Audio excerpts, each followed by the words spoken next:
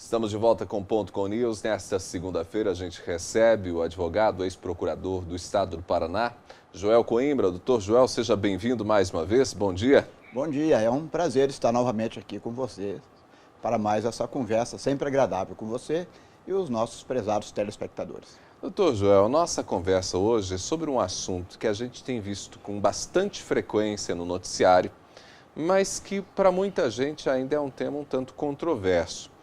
O que são os acordos de leniência? Muito bem. Os acordos de leniência são modalidades de confissão de infrações. Nossa legislação, nosso ordenamento jurídico, ele tem uma tradição de admitir, por exemplo, atenuações de pena em caso de infrações. A lei tributária possibilita aquilo que chama de denúncia espontânea, quando o empresário, verificando que houve irregularidade na sua empresa, ele comunica ao fisco as irregularidades e ele fica sujeito a determinadas vantagens que a lei prevê. A legislação penal também prevê essa possibilidade, é uma atenuante pela confissão espontânea. E no Brasil nós já tivemos também essas modalidades, por exemplo, na lei antitruste, né, que é a antiga lei antitruste, que possibilitava também determinadas vantagens. Agora, os acordos de leniência, eles surgiram entre nós em 2013, através da lei 2.846, que possibilita, então, às pessoas jurídicas que elas realizem essa confissão e fiquem, assim, possam se livrar de certas punições administrativas. É uma espécie de delação premiada, só que para empresas? Eu até diria o seguinte, ela é uma espécie de confissão qualificada por esses requisitos. Um deles é a delação. A delação, que lógico seria acompanhada de um prêmio. Porque essa delação, ela precisa, primeiro, ela precisa informar adequadamente, né, ou minuciosamente, o que ela fez e o nome das outras pessoas envolvidas. A pessoa tem que assumir a sua responsabilidade. Não basta ela chegar lá e fazer como diz o outro, uma caguetagem, como se diz na gíria. Ela tem que dizer, ó, eu fiz e o outro também fez e nós fizemos isso.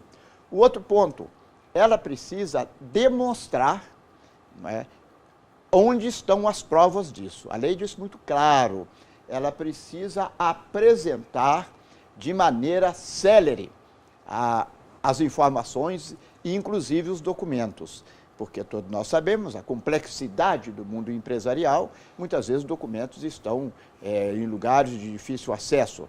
Então é preciso que a pessoa dê essas informações. Ela também precisa demonstrar que cessou essas condutas ilícitas e demonstrar a necessidade de fazer a devida reparação. E, evidentemente, que isso tem que ser espontânea. Não pode acontecer, por exemplo, não surte nenhum efeito, ela oferecer ou convidar para um acordo de delação premiada no momento em que ela foi, por exemplo, já está sendo objeto de investigação. As pessoas, os órgãos públicos estão chegando nas irregularidades que elas cometeram, aí elas falam, não, agora eu quero fazer o acordo. Não, não vale. Então tem que haver espontaneidade. Isso é um aspecto bastante interessante, que no caso, então, dos acordos de leniência, há uma diferença, por exemplo, do que acontece com pessoa física, que muitas vezes a pessoa vai presa e depois da prisão oferece algum tipo de denúncia reduzindo a pena. No caso da empresa, não funciona desse jeito. Pois é, daí a diferença, né, do acordo de leniência, da delação premiada pura e simplesmente, que é uma matéria, e agora você tocou num ponto importante, porque o acordo de leniência, ele refere aos aspectos administrativos das pessoas jurídicas. É evidente que ele envolve também, ele acaba responsabilizando também os sócios, porque possibilita, inclusive, a desconsideração da personalidade jurídica, que é no momento em que a lei ela afasta aquelas garantias do empresário para que o seu patrimônio seja atingido também. Mas ela é um mecanismo de natureza eminentemente civil e administrativo, ao passo que a delação premiada ela é um mecanismo de natureza penal.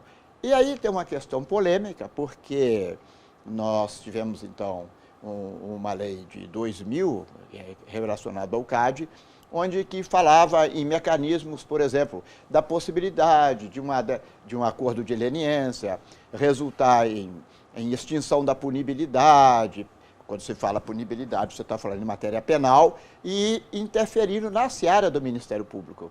E em matéria penal, nós temos uma regra fundamental que a ação penal pública ela é indisponível.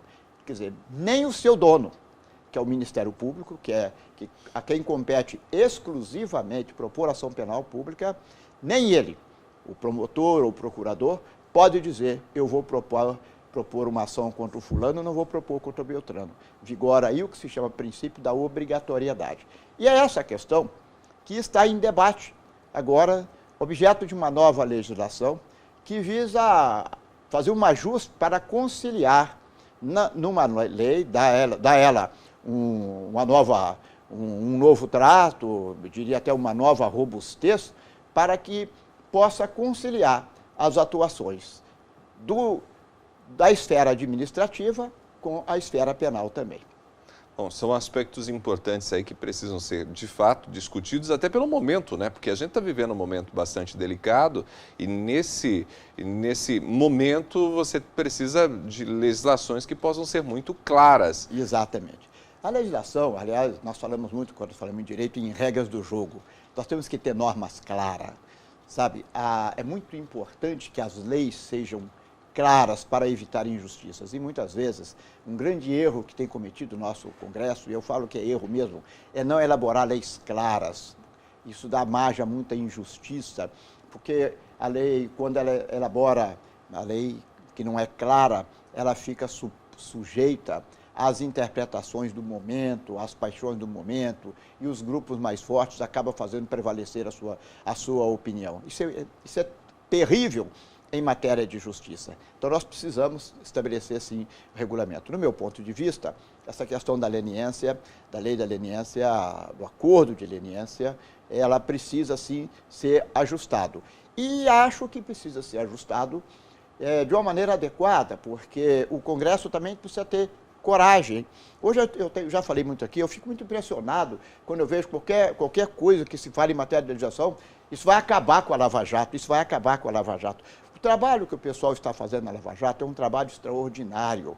Mas veja bem, nós não podemos deixar que a PN fique a critério do carrasco apenas. É preciso que o juiz interfira.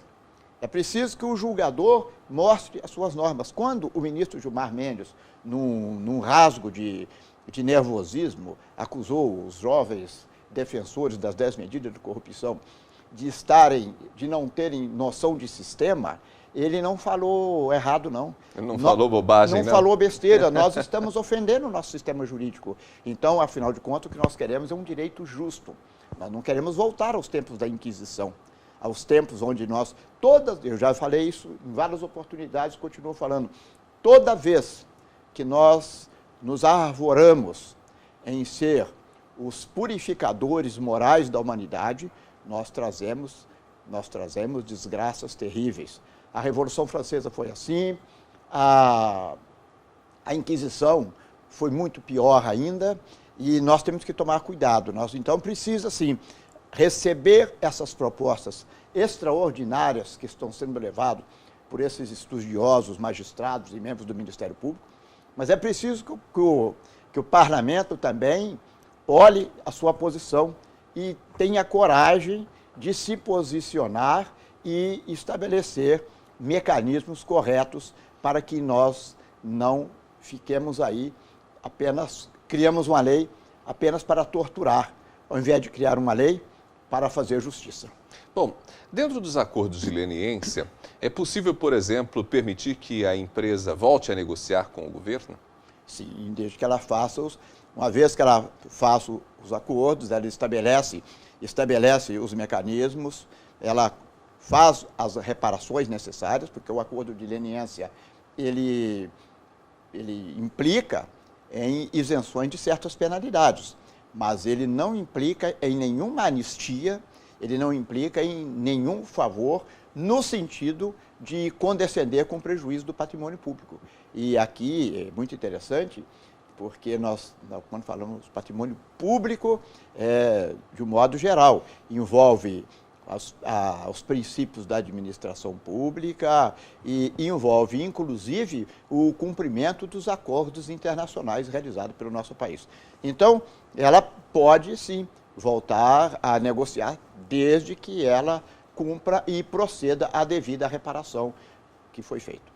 Muito bem. Bom, esse assunto segue também agora em discussão, até mesmo para sofrer algumas mudanças, como o senhor mesmo disse, mas a gente continua acompanhando também agora, né, o desenrolar de outros acordos que estão sendo feitos nesse momento. Doutor Joel, eu gostaria de agradecê-lo, deixá-lo, quem sabe, à vontade para um último recado a respeito desse assunto, para complementar seu raciocínio, fique à vontade. Tá bom, eu agradeço essa oportunidade, porque o tema ele é muito interessante mesmo e a gente precisa continuar debatendo. E debatendo com serenidade, com tranquilidade. É uma matéria que está colocada aí para ser aprimorada, ela precisa sim ser aprimorada e, como eu disse, o nosso ponto fundamental aí é englobar na mesma lei uma possibilidade de conciliar a atuação do Ministério Público naquilo que envolve as ações penais e também na ação administrativa, para que nós possamos, então, chegar a um denominador comum e cumprir aquilo que está na nossa Constituição, que é de construir uma sociedade livre, justa e solidária. Conversamos com o Dr. Joel Coimbra, falamos hoje um pouco sobre os acordos de leniência, para que você possa entender como eles funcionam.